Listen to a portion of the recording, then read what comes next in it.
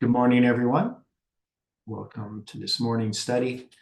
And we're going to continue looking at the story of David and Goliath. We should be able to finish this off here today. But before we do, let's have a word of prayer. Dear Father in heaven, we invite your presence here in our midst as we open your word together. We're thankful for the time that we have and for all your blessings, that the things that happen in our lives that make us dependent upon you, and the way that you show your kindness and love towards us and your mercy and your faithfulness. So we just ask, Lord, that as we study together, that your Spirit can be here in our midst, that you can teach us and guide us. We leave all things in your hands, and we trust in you. In Jesus' name we pray. Amen. Well, good morning again, everyone.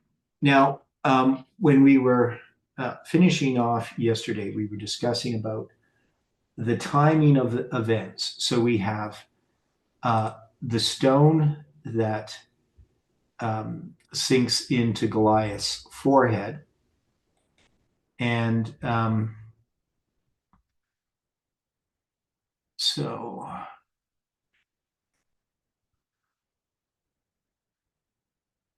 stone that sinks into Goliath's forehead, and then the cutting off of Goliath's head. Now, just going to bring up here this diagram just to kind of remind us of what it is we've been looking at. So we did look again at this yesterday. Now,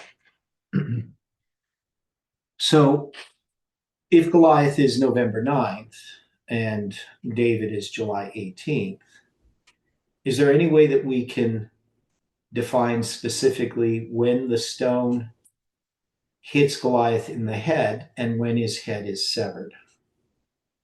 Is there any way that we could, do we need to place those as specific events? Are they just generally the thing that the line is about?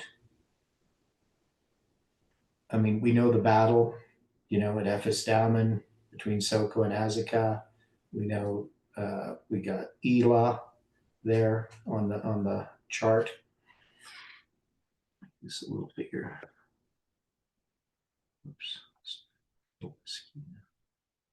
Right.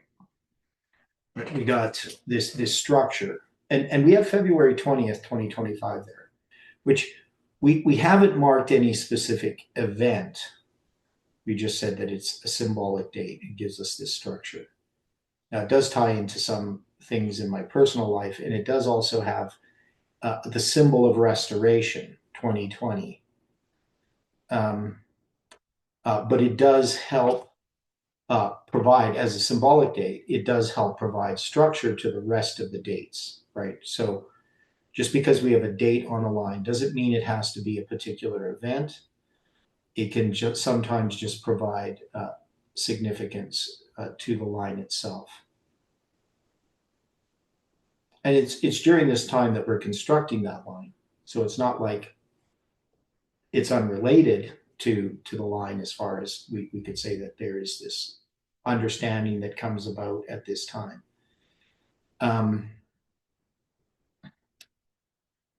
So if we are going to say when the stone, so he has 5 smooth stones. One of those stones he's going to put in this sling. He's going to fire at Goliath's head. It's going to sink into his forehead, killing him. But then his head is going to have to be severed from his body, which obviously is a symbol. So, any thoughts about that idea? You've had, 22 and a half hours to think about it.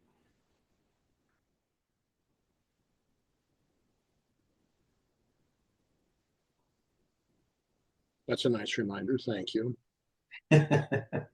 Well, hopefully you weren't awake the entire time, but Well, that's the implication here.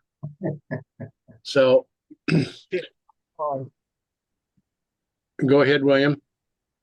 I'm sorry, Dwight. I was I was thinking about Daniel too, but his stone gets the foot, but it hits the foot instead of the head. So I don't know. Okay, well that's kind of an interesting idea. I mean, I never really thought about that. But yeah, we have a stone smiting the foot of the image, which causes it to topple. But here, this stone is going to hit the head, but it doesn't mean that it's not related. Okay, the situation that we're dealing with here. When we concluded yesterday's meeting, Mhm. I realized that we had gotten down to about paragraph 9.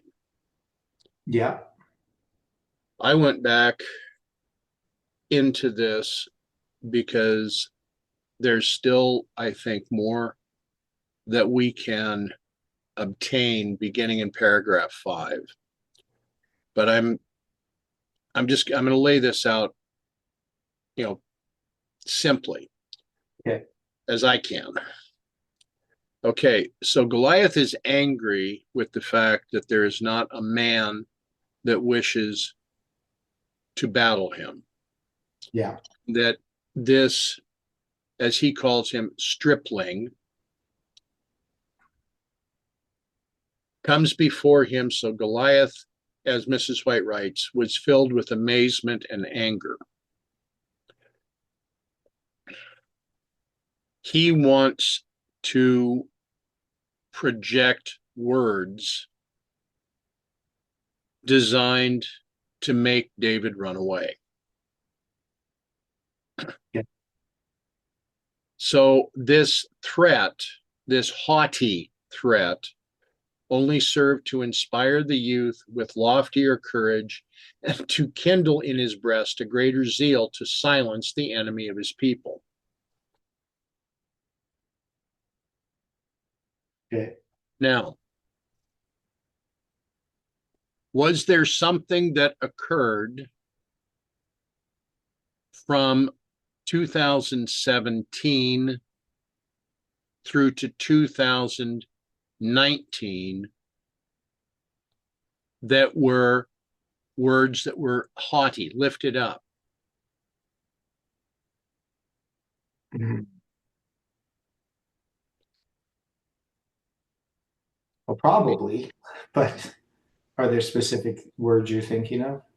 No, I'm asking a general question for those that are here, Okay. because the application is being made with Parminder and Tess. Hmm. But in this entire situation,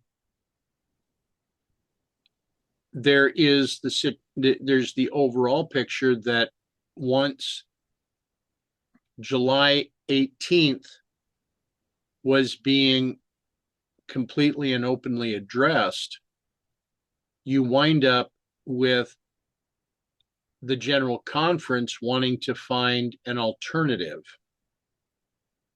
rather than what FFA was presenting. They wanted to say, oh, yes, we're aware of the Nashville prediction, but it just isn't so very important. And Yeah. they, Yeah, so you're wanting to bring the Adventist Church into this line. well, I'm asking, Yeah. Yeah. Well, I don't think we can. okay, That's kind of been my view about this line and what we've done with a lot of the lines is there's definitely a way that we could apply this to the Adventist Church, but it wouldn't be in this line. That would be some bigger line, right? all right. Now, Yeah. David steps forward and addresses Goliath in language that is both modest and eloquent. How does Yeah. the movement do that with Future for America? Well, I mean, I think that what we did with chronology was modest and eloquent, as far as, what it was saying to us, if that makes sense. Not really. Okay, so when we look at what Parminder was presenting, under all of that was this work done with chronology, which was primarily addressing the prophetic periods, nothing to do with time setting, right? I mean, the All 391 right. half, that just came from an understanding of the chronology of the kings of Judah and the prophecy of Ezekiel chapter 4 with the 390 and the 40 uh, year and day periods, right? Um, Obviously, the understanding of the 391 and a half and its connection to Josiah Litch's prophecy of Revelation 9, his understanding of Revelation 9 that had been rejected by the church and was really a foundational part of this movement in connection with 9/11. But yet, uh, we had all of this light that came regarding Revelation chapter 9. The understanding of the chiastic structures. I would say all of these things were quite eloquent and also modest, that there was nothing about them that was sensational, right? This wasn't anything that was really trying to draw attention to itself in that sort of way. It wasn't like you know, clickbait type of thing. It was just very solid Adventism. Um, but when we look at the type of boasting that's happened in contrast with that, I would look at what happens in connection with November 9th as a type of boasting. Um, and the one is the type of claims that were being made, which really weren't grounded. The idea that there would be no Sunday law. These things to me are defiance of God, right? So the answer to what Parminder and Tess were doing, and Jeff didn't have an answer to it because he bought into their dispensational argument, which had been twisted, based upon, no public evangelism. That's one of the things he said. Well, we could say there's no public evangelism, so we can say, and Ellen White clearly talks about public evangelism and the importance of evangelism. So we could clearly um, uh, we could clearly have no Sunday law, or we could clearly have time setting, right? Like it was all the same type of argument. And Jeff didn't really have an answer to that because he had bought into, the I'll call them the weaseling words of Tess and Parminder, right? So he had his, for some reason, Jeff Well, didn't have an answer to this, which I, still kind of surprised by.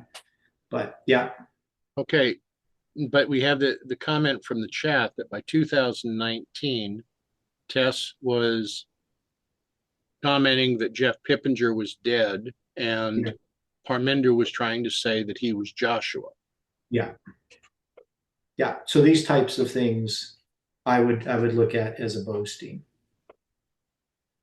Now, with the approach of the chronology, there is none of this sort of, um, it's not in kind, if that makes sense. The way that the chronology was presented, it wasn't trying to destroy. Um, in that sense, it's modest, right? You understand what I'm saying? That it's not doing tit for tat, right? It wasn't openly, um, it wasn't of the same spirit that what was being done with the chronology. And yet it was very, very powerful, right? So Jeff is going to adopt this. So that's where I look at the boasting. Now we also see the sort of disbelief, happening with people like Bronwyn and others, especially with the November 9th, or November 22nd, pardon me, 2018, the Thanksgiving Day prediction. Like this, instead of looking at it for what it was, an evaluation of can we set time, it was represented as time setting itself. That was outside of the purview of the agenda of Parminder and Tess or something like that. So, the whole thing, I mean, all of what happened in regard to what was being done with chronology and how it was being dealt with. Definitely there was a clash, and that's really where the clash, where the victory comes, is the correct understanding of chronology and of time.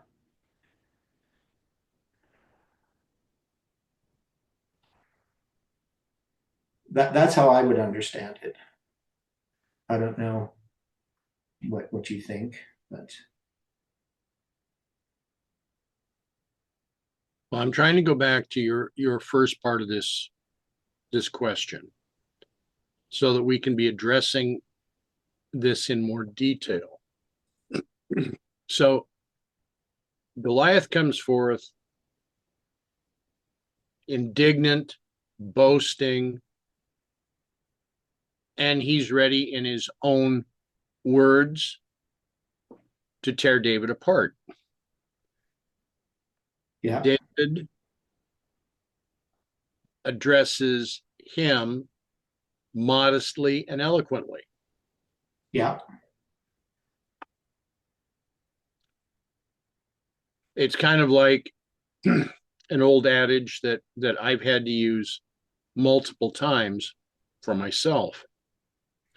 Keep your words sweet, for you never know when you're going to need to eat them.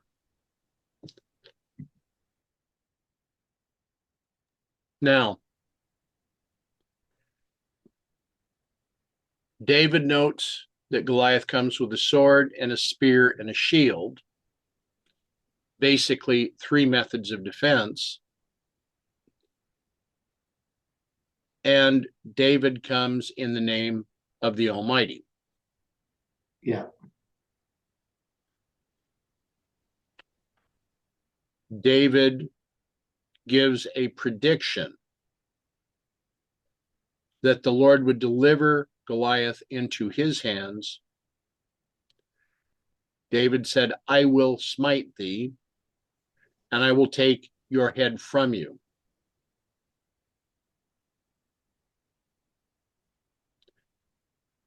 And all the assembly will know that the Lord saveth not with a sword and a spear, for the battle is the Lord's, and he will give you into our hands. Now, this is very much in line with what we've come to understand is yet to happen with Nashville, because we know that Mrs. White has given a prediction of Nashville's destruction, and it's not when it's going to occur, but that it is going to occur. yeah, And that this was something that neither Parminder, Tess, or the corporate church wished to address. yeah. Now there are other groups that talked about Nashville and so forth, but the idea that we have here is that um,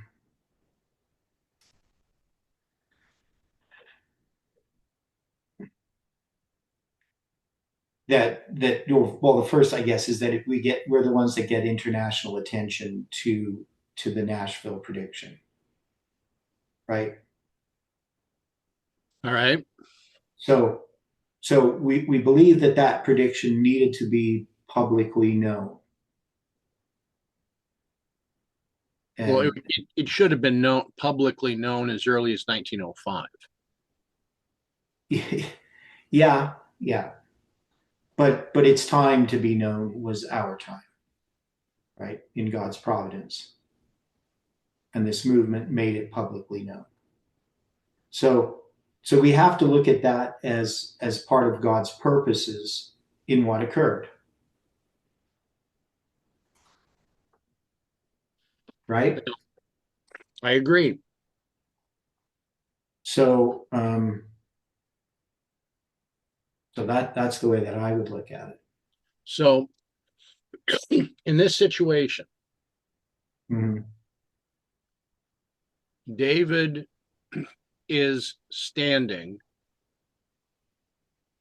before Israel and before the Philistines, much as Caleb and Joshua did when they returned after their 40 days of spying out the land. Mhm. Now, Mrs. White has written that this speech, given in a clear musical voice, rang out on the air and was distinctly heard by the listening thousands encamped for war. So the Philistines heard this, and so did the armies of Israel. So it means that Goliath heard this directly, and so did Saul. Would you agree or disagree? Yeah, they heard it. So As it's a proclamation of that message. okay, as David's rich voice uttered the words of triumph, trust, and triumph, the anger of Goliath was roused to the very highest heat. Now, this message, when it was given, resulted in a lot of people becoming very angry that one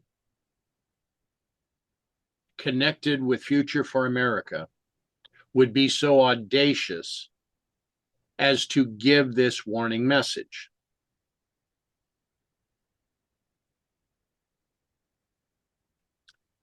Now, it still it has led me to question where we place this statement.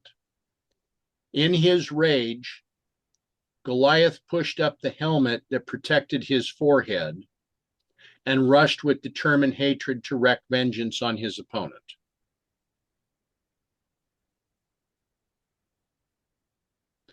Not only has Goliath now heard the words of David, not only has his armor bearer and the rest of the Philistine armies heard this, but now Goliath takes his helmet that's supposed to protect his head and pushes it back on his head. Symbolically, what do we see here? Well, there is an overconfidence, and but the thing that I look at is that he's unprotected from the assault, so he has made himself vulnerable unwittingly. Which see, I take that whole thing dealing with the Levitical chiasm and September 7th. Now we have also in there August 29th, 2019, when Parminder has his rebellion at Baal Peor, right? One is he's overconfident when he tries to take over FFA at that point, if that makes sense to people. Like at some point, people buy into their own propaganda, Right? right? Which I think Parminder did. One is he had seen such great victory in becoming the leader of FFA that he actually really believed he was going to end up with the School of the Prophets and Lambert Church and all the assets of FFA, even though he was standing in direct opposition to Jeff. Right? That's where I would say that overconfidence was. Right? I mean, he had spent so many years patiently working behind the scenes to get control of FFA. He could have postured himself longer, couldn't he have? I would think so. Yeah. So that was the thing that I found kind of peculiar is that, somehow because, I guess maybe they're in Germany and, just everything seems to be going their way that they're in control. They got Bronwyn, you know, under their wings, and yet he's going to do things that are going to get Bronwyn upset, right? Um, he didn't need to move that quickly. He could have moved more patiently. He could have given the pretense of being a conservative for longer, but instead, they had to go and basically challenge Jeff. They believed that they were undefeatable, right? All right. But Jeff had a response, right? And that response that Jeff is going to have is July 18th. Now they already know about the July 18th, right? Because that's been addressed earlier. I mean, back in 2018. So Parminder knows about this. They think it's error. They've done everything they could to undermine July 18th. Um, I think they would be surprised that Jeff picked it up, right? Because they felt that they had discredited, the whole message by basically trying to discredit me. But to say Goliath lost his reason completely, uh, yeah, I think Parminder lost his reason. Like their whole thing about November 9th, it didn't really, maybe part of their issue that they were having that might have pressed Parminder's hand a bit is November 9th was coming on fairly quickly, right? By August. And that's probably why he felt he had to move faster.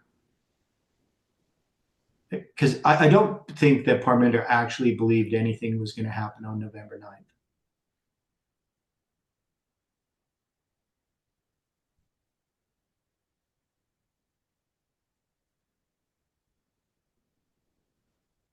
I don't know if that makes sense to people. But I don't really think Parminder believes his own message. Parminder is very much like a magician on a stage. He wants you to concentrate on one thing, and through sleight of hand, misdirection, he comes up with something else. Yeah, well, he's a health elixir salesman, at a carnival.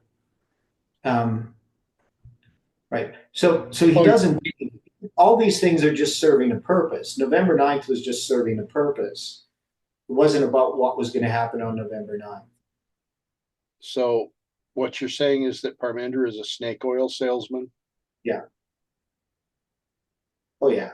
There's no doubt about it. Yeah. Yeah. So, but in some ways, they still kind of buy into their own propaganda. Like he really believed that, he was going to end up with FFA, right?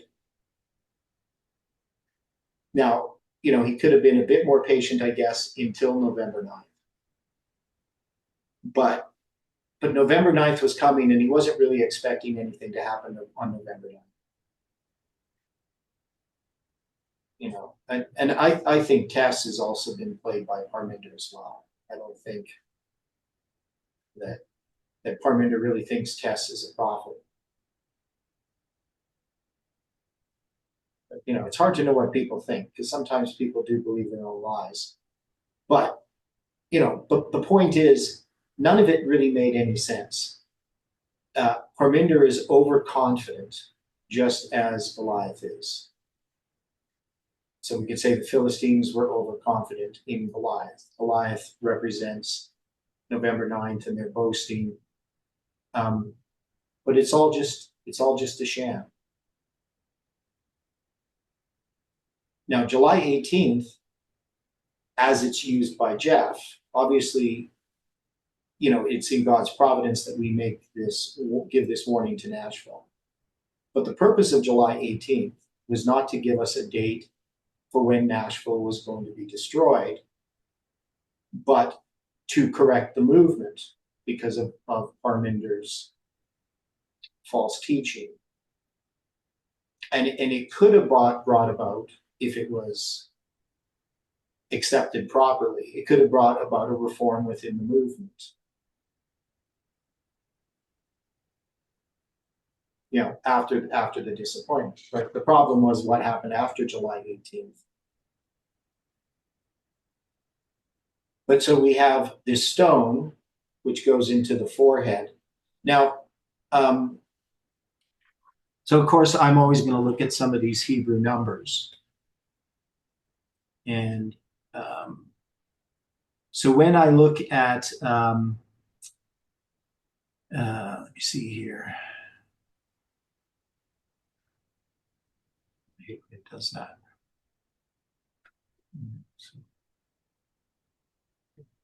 Why does it always do that? Blacks everything out.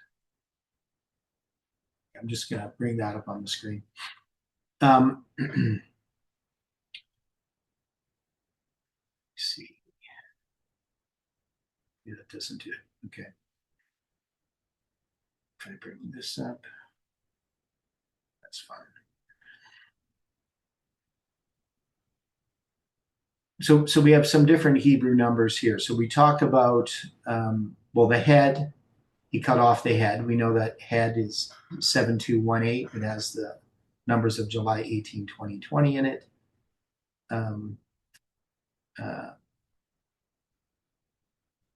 Now the forehead, 4696, that word means to be clear, that is conspicuous, as open and prominent, such as the brow, forehead. It also can mean impudent, right? So can we take, here, I'll share this screen. So the idea that this forehead, 4696, is going to be addressing that issue, right? The impudence of that movement, right? So he smote the Philistine in his forehead so that the stone sunk into his forehead. Now 4696, if I count that from 9/11, it brings me to July 21st, 2014. So we got a symbolic date. Now that's going to be the year in which, the chronology is introduced to the movement, but also July 21st being a symbol of midnight.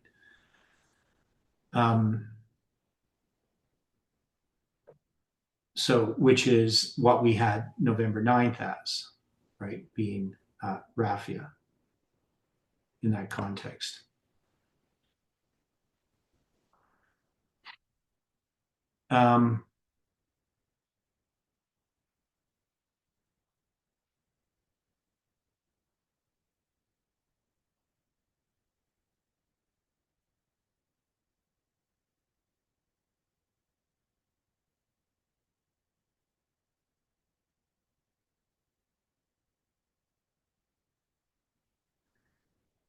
Now,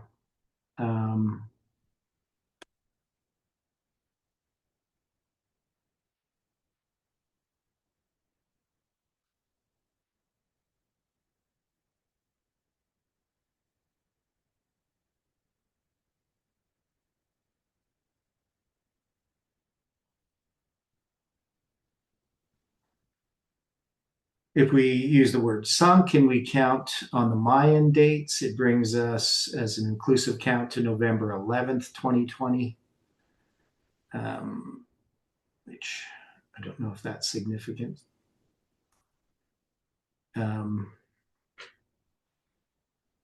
It's a period of nearly 9 years.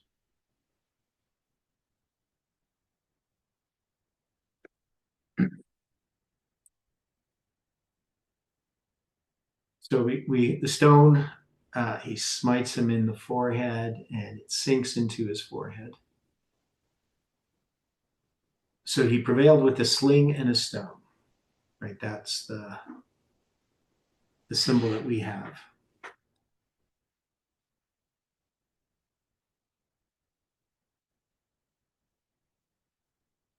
And if we add sling and stone together, we get 7118. I think I mentioned that before, which has the digits of July 18th in it. Also August 11th, if you take the 11-8. And then, of course, the 7 being the first digit.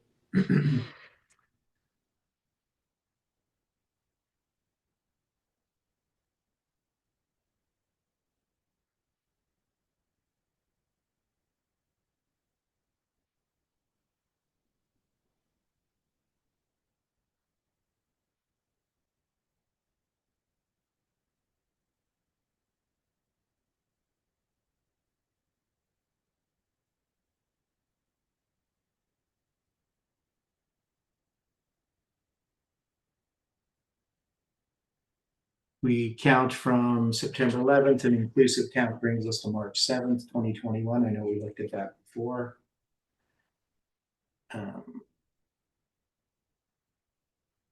So however we want to look at it, it's dealing with the Sunday law.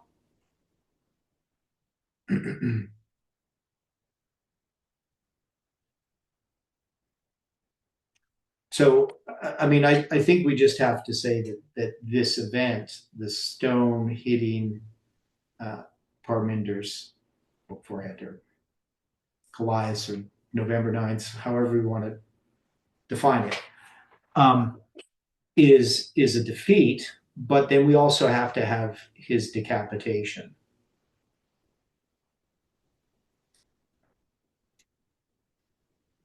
Right. So do we have that at some other point? That is, that Parminder's influence, the Philistine influence, is still there until the head is severed?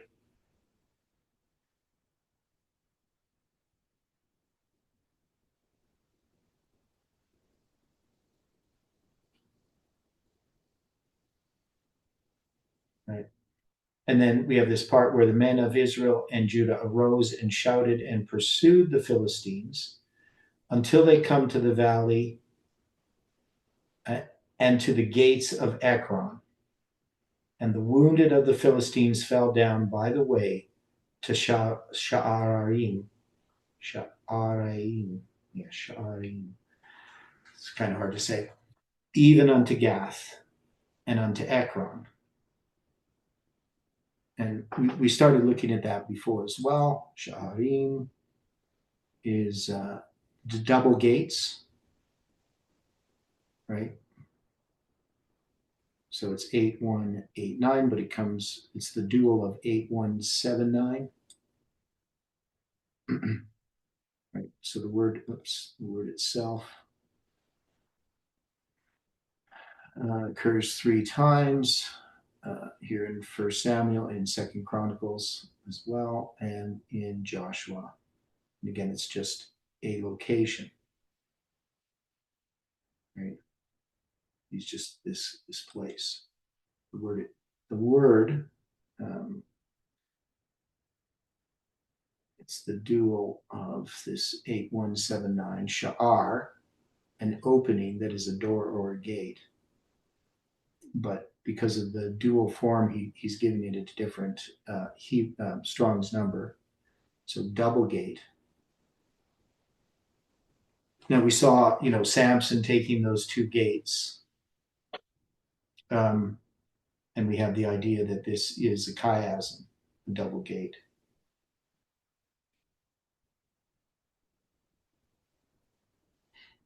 Of course, the way to Sha'arim, the way there you can see is 1870, July 18. Then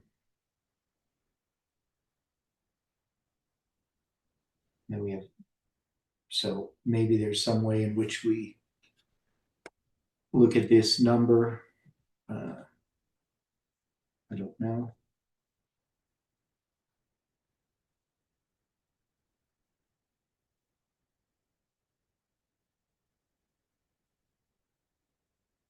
It would be a period of 22 years and 153 days.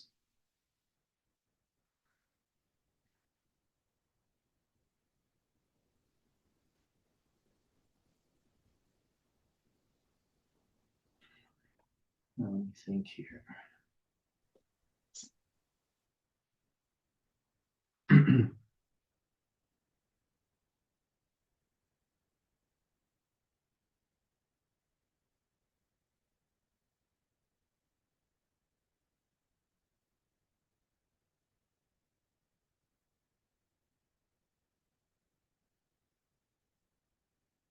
Okay.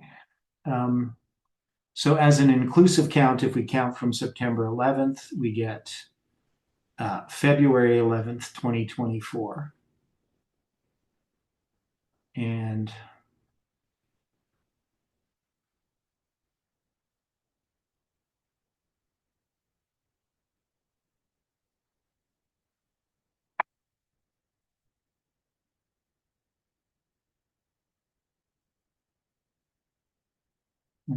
center date, if we look at the gates as a center, that would give us November 26th, 2012, which is 11/9 on the biblical calendar. So it's giving us a symbol of November 9th, or November 9th, 9/11, or September 11th. So does that tell us something? That these wounded are going to fall down by the way to Sha'arim, that it gives us, now remember, it gives us February 11th, 2024. So that's Stephen's birthday.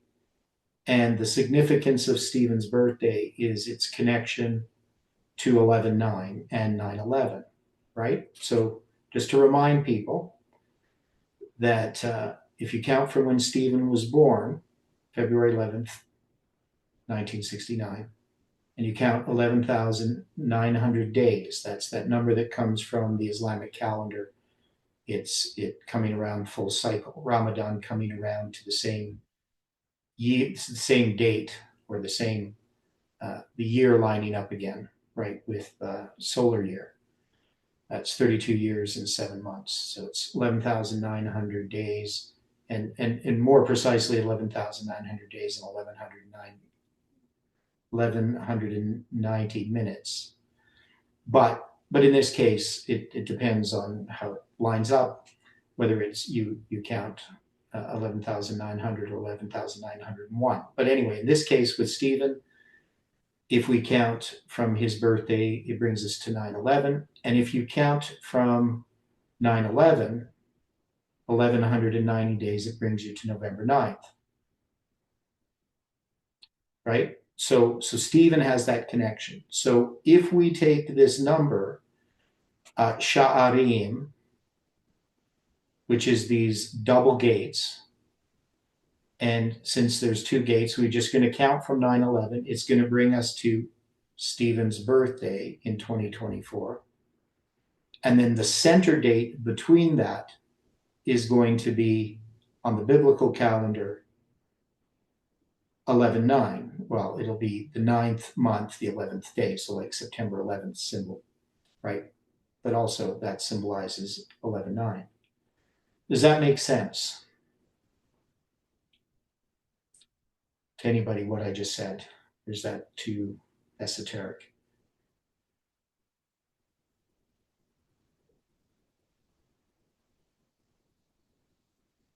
So again, it's giving us this tie between 11/9, November 11th, and September 11th as symbols. Yes, it's repeating this connection. Okay. And then we know that Stephen, he's the one who's going to use November 9th. Now, He's not going to actually make a prediction that November 9th, 2019 is a special date, but he has November 9th in his sights, dealing with um, uh, the 1844 days from October 22, 1844 to November 9th, 1845. No, 1849, right? And so he has the pieces in place for November 9th. So when he sees Tess presenting November 9th, he sees that it makes sense. I also, with my study, end up affirming that November 9th makes sense. But again, not in the way that Tess is doing it, right? So this ties together what Stephen has done and then the work that I did. And so they're falling down. So these are the wounded, right? So we have some of the wounded that are falling down.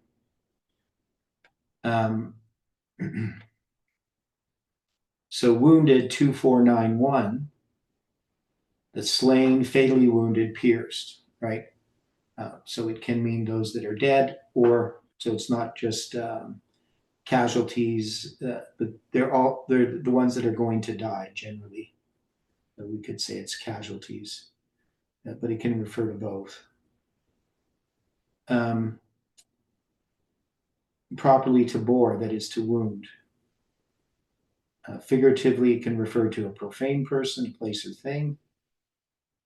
To break, to begin, as if by an opening wedge. So there's lots of different things also applied to like a pipe that has a bore in it, right? Because that's probably what it means, the word. So somebody that has been pierced, right? Wounded. Okay, so that's 2491. And then they're going to fall down. So they fell down. To fall, a great variety of applications, intransitively and causatively, literally or figuratively, can mean to be accepted, cast out, right? All kinds of different things. So overthrown. Now it says even unto Gath and to Ekron. So Gath being 1661. When you see numbers like that, you always know they're divisible by 11. So 1661 is 11 times 151.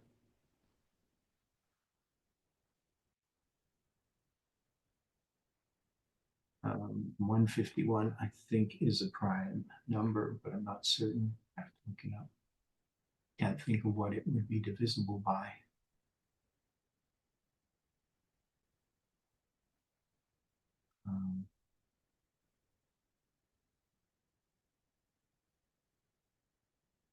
Yeah, it's prime number. It's the 36th prime number. It's also the duodecimal is 107, which is a symbol of the 10th day of the 7th month. So,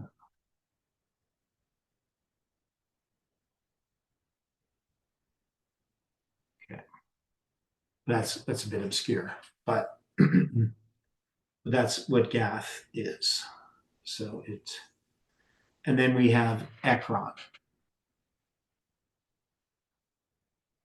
So to Sharim, even unto Gath and unto Ekron. So I think it's just including these three places. Ekron means eradication, immigration, or torn up by the roots.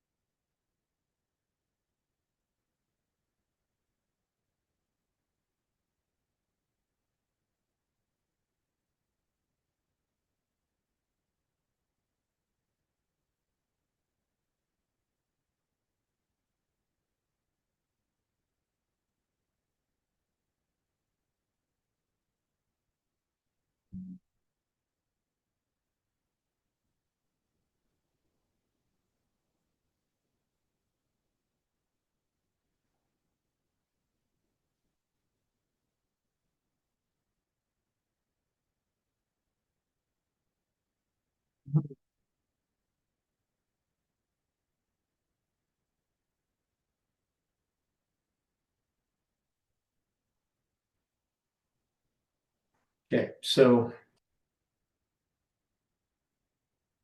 we have some symbols there. These symbols tie us um, to our lines.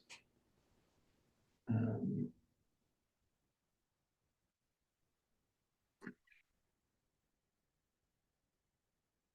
any more thoughts on this?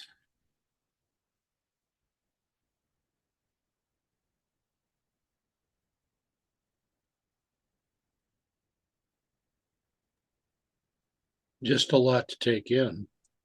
Yeah. Yeah, there it is.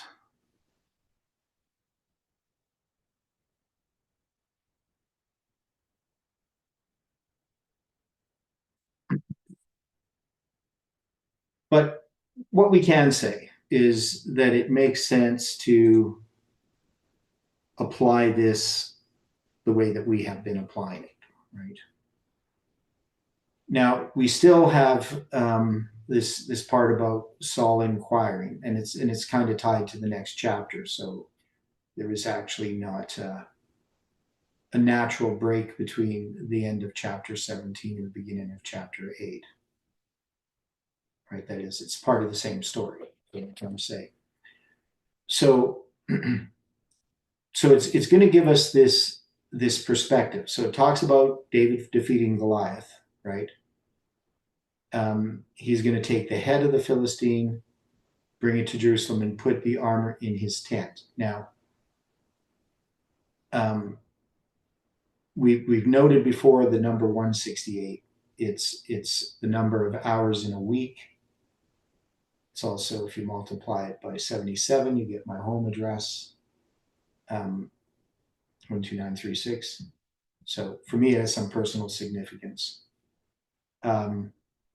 So David puts this in his tent, the head of the Philistine. I think, well, he took the head of the Philistine and brought it to Jerusalem, I guess, but he put the armor in his tent. Okay, is what happens. So I guess he takes, so where's his tent? Because I think you asked that question before, Dwight, just like, where's his tent? Like, is that Exactly, because here's David. We know that he came up to deliver gifts to his brothers and to the commanders, but it never says that David pitched a tent. Yeah, but he could have, right? Well, yeah, it just doesn't say it, but it does say that he has a tent. So I'd assume that that tent is there. Now, the thing is, the word tent can be translated as in different ways because it can be a home as well, right? So it could be that he just put it in his home, right? Not necessarily a tent. Okay, so that word can be translated home, tent, or tabernacle.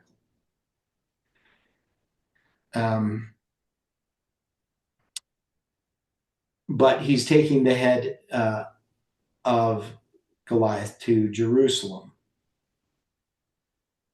Now, then they have this section, right? So they're going back to what's being said between Saul and Abner during the time that David's going to fight Goliath. So before he actually defeats him. When Saul saw David go forth against the Philistine, he said unto Abner, the captain of the host, Abner, whose son is this youth? And Abner said, As thy soul liveth, O king, I cannot tell. So the question is, as we've noted, is why is he asking, since he already knows who David is? Right? So there's different speculations that people have in regard to that. But what we've seen so far is basically he wants to know more what kind of threat David is to his kingdom. That's really the point is because he knows that someone else is being chosen instead of him to be king. And so this would be his underlying suspicion that it might be David, right? That's the conclusion we came to.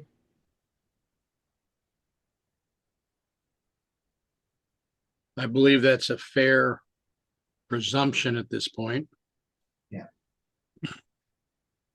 Okay, so now we have the August 17th, 1888 article, The Character and Effects of Envy, right, where it's going to talk about this. It says, after the slaying of Goliath, David was brought before King Saul, and the king inquired concerning his parentage and life. And it came to pass, when he had made an end of speaking to Saul, that the soul of Jonathan was knit with the soul of David, and Jonathan loved him as his own soul. Saul kept David with him and would not permit him to return to his father's house. Jonathan David made a covenant to be united as brethren, and the king's son stripped himself of the robe that was upon him and gave it to David, and his garments, even to his sword, and to his bow, and to his girdle. David was entrusted with important responsibilities, yet he preserved his modesty, and everyone loved him. There was no one so dear to him as Jonathan, because he possessed a pure and noble spirit. So that article, August 17th, 1888, paragraph 1 is what I read. So it doesn't really tell us much about this. It's going to go on more, though, about the envy that Saul has for David. And in the Bible, it's going to be marked by, David has slain his, or Saul has slain his thousands and David his 10,000s. But I would still think here that this question would have to be regarding Saul's suspicion of David. That is, he's looking for who's going to be replacing him. Who did God choose? And so he doesn't know for certain that it's David, but I think he suspects it might be at this point.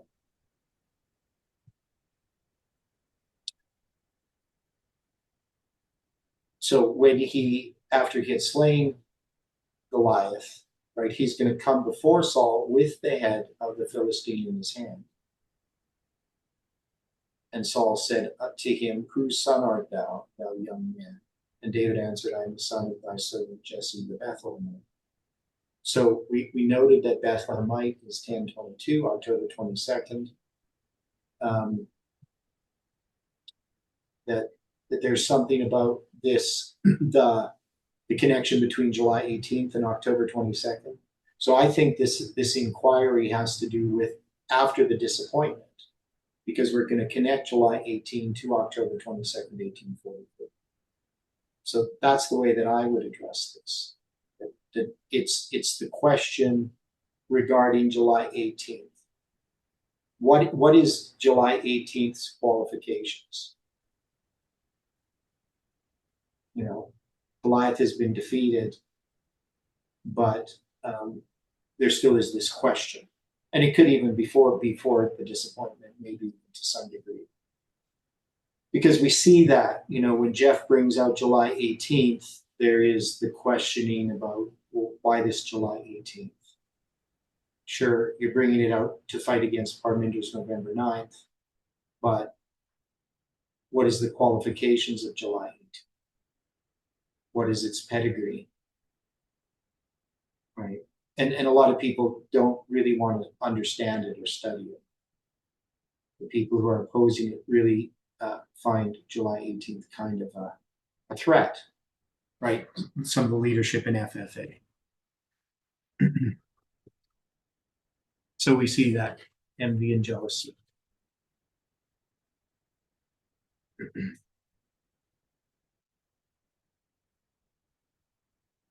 Okay, any more thoughts on the end of this chapter?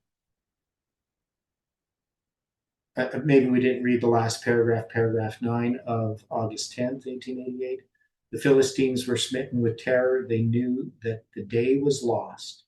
In horror and confusion, they began an irregular retreat.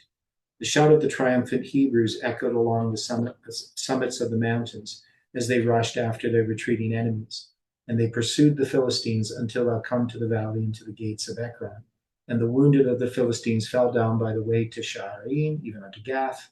Right? So it's just going to quote the rest of that verse that we already read, the rest of that chapter, dealing with that part.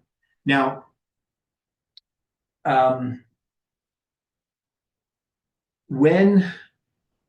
so we're going to have in Heidi and I there in Arkansas in 2018. So we're going to have the camp meeting where we're going to present the 391 days between October 13th and November 9th. I'm going to present that.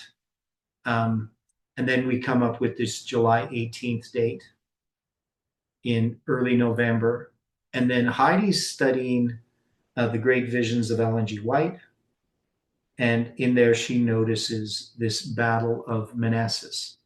And this reminds me of the Battle of Manassas, right? There's going to be this retreat. What ends up happening is the North is coming against the South. It's also called the First Battle of Bull Run. And it's going to be on July 21st.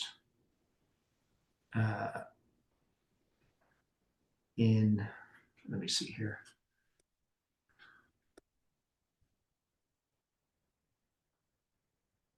I always forget these dates, believe it or not. Okay, so just want to make sure I got this right.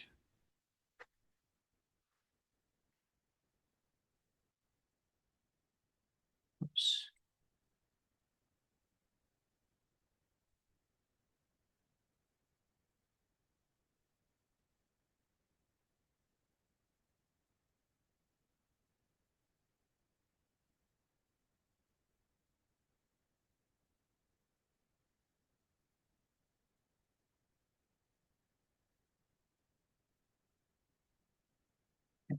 How do you spell Manassas?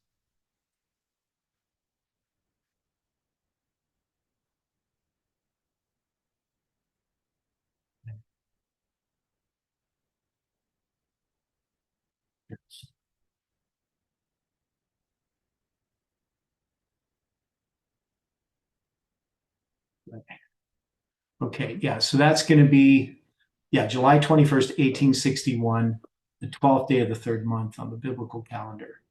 Now, Ellen White, here, I'll just show you what I'm looking at.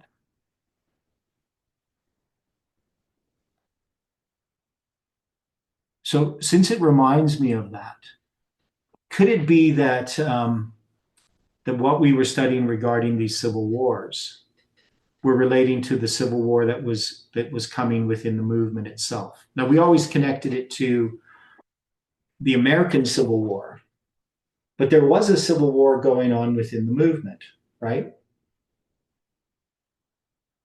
So here in this chart,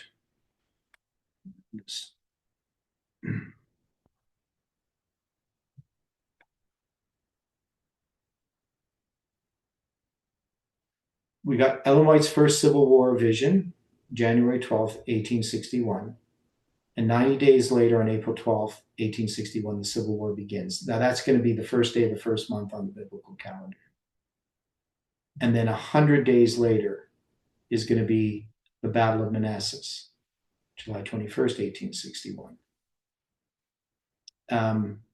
So we can see we have a symbol for the first day of the first month, and then we have a symbol for midnight, right? The Battle of Manassas. Then Ellen White's second vision is going to be 13 days after the Battle of Manassas. And this is where she has the vision regarding the Battle of Manassas and what caused this precipitous retreat. Right here, she talks about an irregular retreat. Right, in horror and confusion. So very similar to what happened in the Battle of Manassas. Now, the reason why that retreat occurred is that an angel waved his hand backward, which caused the retreat. And if the angel had not done that, the North would have been slaughtered by the South. That is, the North was unaware of the trap that they were falling into as they were approaching uh, the Confederate armies, right? So I read about it in the paper on the Civil Wars. But this was found by Heidi. She found this, and then we looked into it, and then we came up with the Thanksgiving Day prediction. So, and that's going to be part of that Civil War, in a sense, what happens with the November 22nd, 2018 prediction. So is that making sense to people? Is that, can we say that this Civil War, this battle, even though this is not a civil war per se, between the Philistines and the Israelites, it is in some ways in that the Philistines had basically infiltrated the land of Israel. So, and just as Parminder's group did. So it's a battle between Parminder's group and ours, and it's typified here with this civil war. So does that make sense to people or not?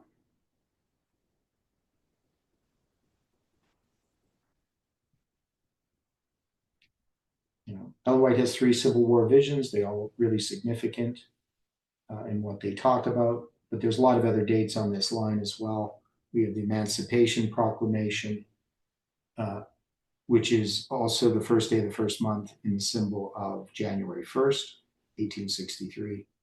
So it's the 10th day of the 10th month on the biblical calendar. So that there is the significance of that, of course, has to do with the idea of the siege.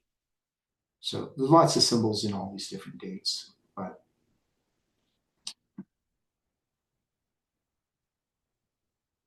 any thoughts on that?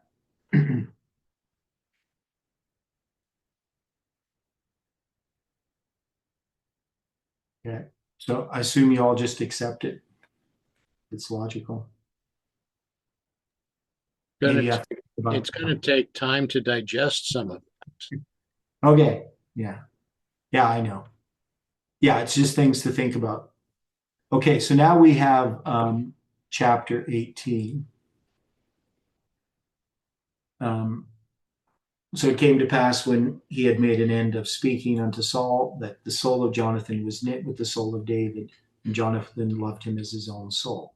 Now, of course, we're just given this quick snapshot. So we don't know exactly what it was with David and Jonathan, what Jonathan saw in David. You know, obviously Jonathan's older. Stephen, how much older is Jonathan than David?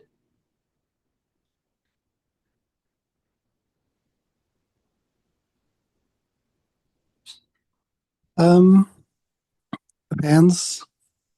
Yeah, but roughly, Maybe, what's the span? What's the range? I mean, he's definitely not David's age.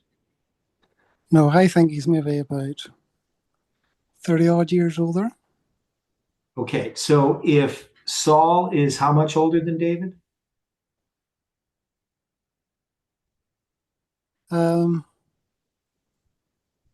Maybe about 45, maybe 40 years. Okay, so if he's 40 years, then and David's 15, you know, right? So maybe 30 years older, 25. Like 30 seems kind of steep. Oh, right, yeah, 25. Okay, so 25 maybe. Yeah. So how old Saul was when he got married? And it'd probably be his oldest son, of course, if he had other sons, which I think he did. But right? Yeah, I sent the email to Dwight. Oh, Which I'm looking at. Just to sort of, he proposed 55 years. I was just sort of looking at the chronology as to how to fit that in. okay. You know, but it could be that Saul is older, and Okay. you know, it depends what age he had Okay. Jonathan at. Okay. And There's definitely more than 20 years between them, right? That's the conclusion we've come to. At least 20 years. Between Jonathan and David. Yeah, between Jonathan and David. Yeah.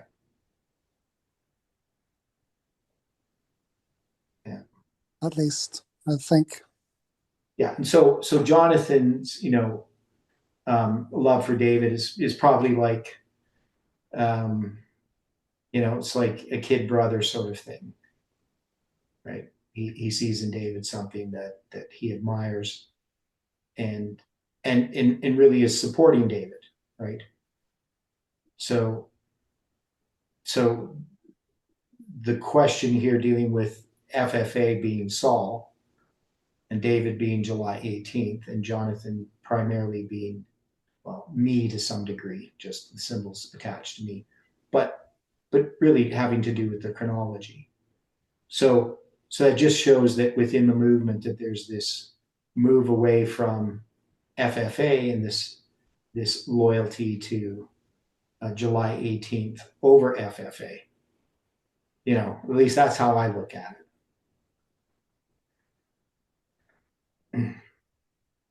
So then it says, Jonathan stripped himself of the robe that was upon him and gave it to David, and his garments, even to his sword and to his bow and to his girdle. Okay, so we have some symbols here that we attach to the armor of God, right? Sword, well, it doesn't talk about a bow in putting on the whole armor of God, but these are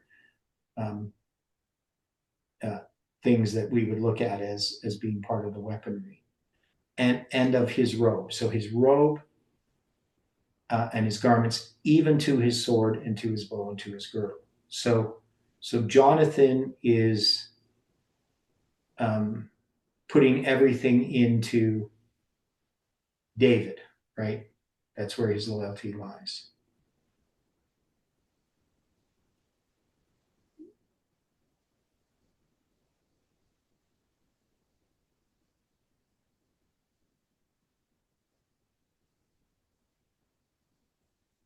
Okay, so when would this be?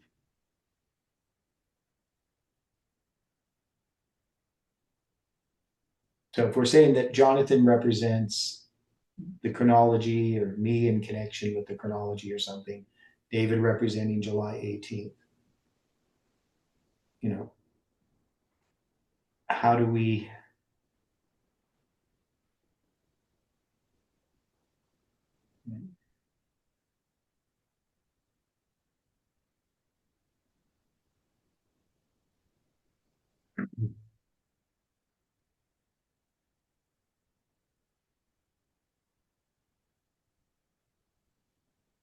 Any thoughts on this?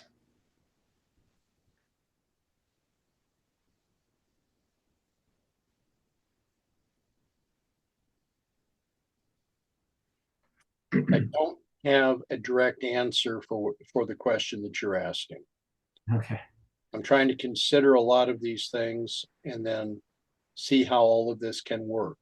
Yeah, okay. So when it says he stripped himself, this word means to spread out. That is, to deploy in hostile array, by analogy to strip, that is, unclothe, plunder, flay, fall upon. So it has some military symbolism attached to it. Now he stripped himself of his robe, ma'il, that is his covering, the upper and outer garment, cloak, mantle, coat.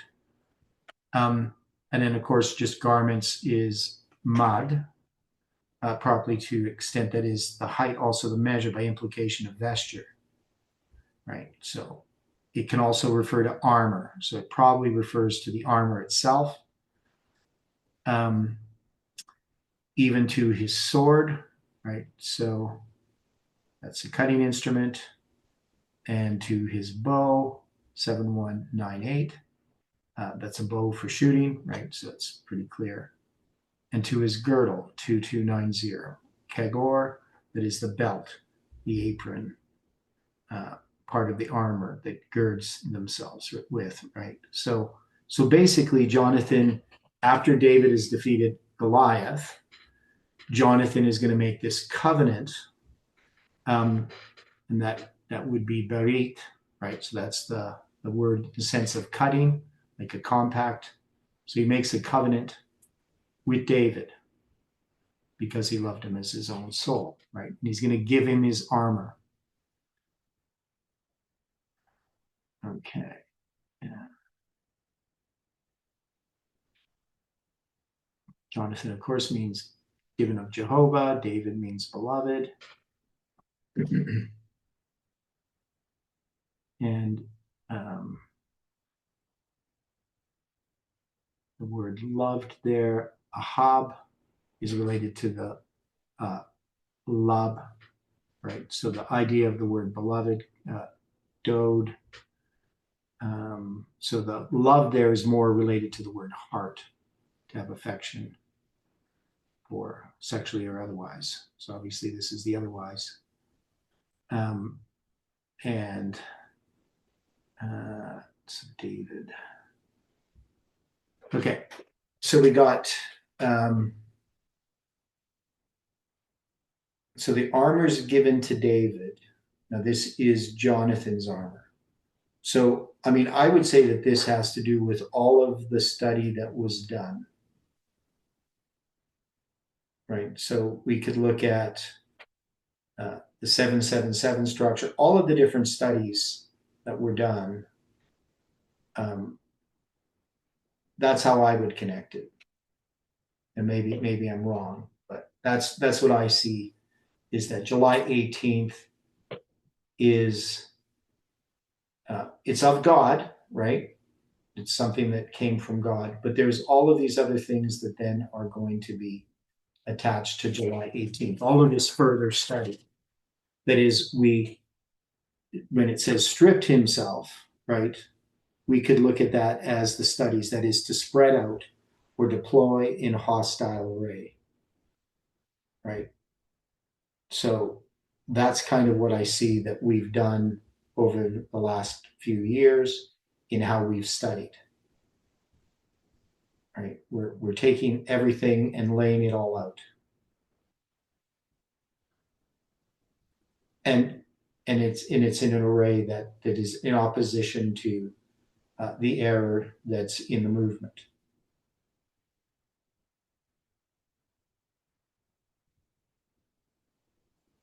Okay, and David went out whithersoever Saul sent him, and behaved himself wisely. And Saul set him over the men of war, and was accepted in the sight of all the people, and also in the sight of Saul's servants. So one thing we can say is that this battle between Parminder's group and that is between Goliath and David, July 18th, that it's centered around November 9th, not around July 18th itself. So July 18th now is David, and it's under the control of Saul, and he's doing Saul's bidding at this time, right? But then we're going to find that a jealousy arises. So, and it came to pass as they came, when David was returned from the slaughter of the Philistine, that the woman came out, all came out of all the cities of Israel, singing and dancing to meet King Saul with tabrets, with joy, and with instruments of music. And the women answered one another as they played, and said, Saul hath slain his thousands, and David his 10,000s. And Saul was very much wroth, or was very wroth, and the saying displeased him. And he said, they have ascribed unto David 10,000s, and to me they have ascribed but thousands. And what can have he more but the kingdom? Right? So his suspicions now are being more and more confirmed as time goes on. And Saul eyed David from that day forward. Now, and we'll look at a lot of this stuff more in detail as we go through this, but so the word eyed is just this word avan, to watch, with jealousy, right? That's usually how it's used. And then from that day is, well, mem Yom, and then who, that is it, he or she is just the like an article, but it could mean intensively as well. Third person pronoun singular, he, she, or it, only expressed when emphatic or without a verb. So the idea is this is emphatic.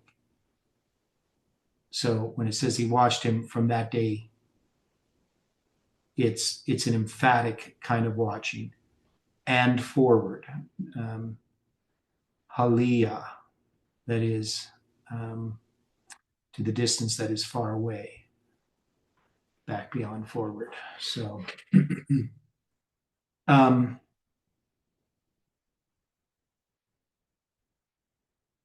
now, do we put significance that the women answered one another as they played and said, Saul has slain his thousands and David his 10,000s, as being 1 Samuel 18:7, that is July 18th? That's possible. Because this is where, in connection with July 18th, that this, we'll say, evil eye toward David on Saul's behalf is occurring, right? This jealousy is connected with July 18th. I think Adelio noticed something with that Okay. there, July 18, a symbol with 1 Samuel 18:7. Okay. There's like similar language with, I think it's like 2 Samuel 18:7 has something like thousands and 10,000s or something. Okay. Well, there's in 2 Samuel 18:7, so you get July 18, 2020, where the people of Israel were slain before the servants of David. There was there a great slaughter that day of 20,000 men. So that's probably what he's talking about. That there's a slaying that occurs. So that's 10,000s. Well, that 20,000s is 2 times 10,000. So there probably is some significance there.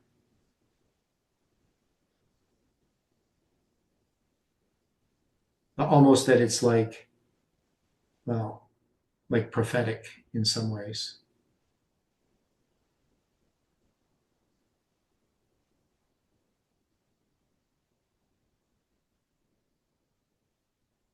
Now, at some point we'll get to that story. But yeah, that's kind of interesting.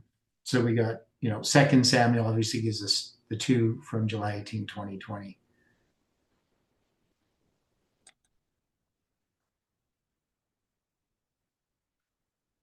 So,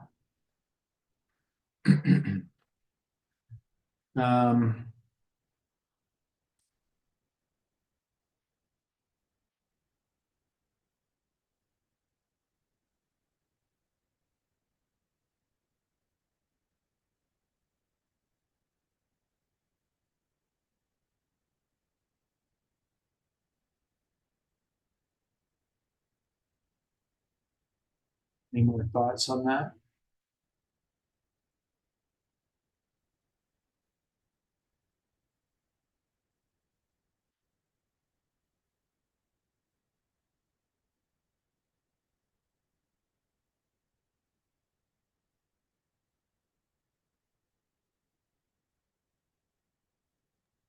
Not yet. I'm always looking at these as spans of time, 7, 2, 3, 3, the 10,000s.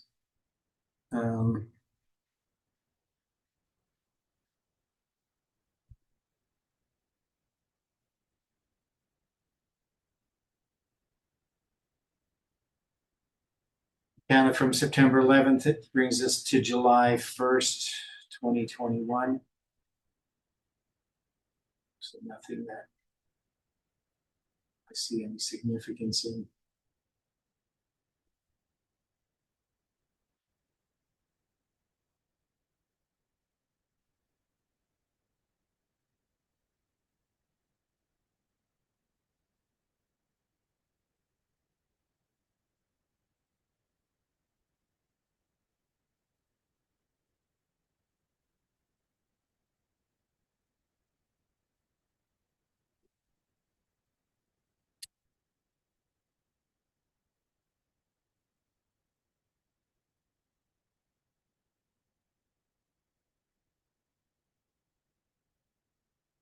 some interesting things in here as we go through this stuff.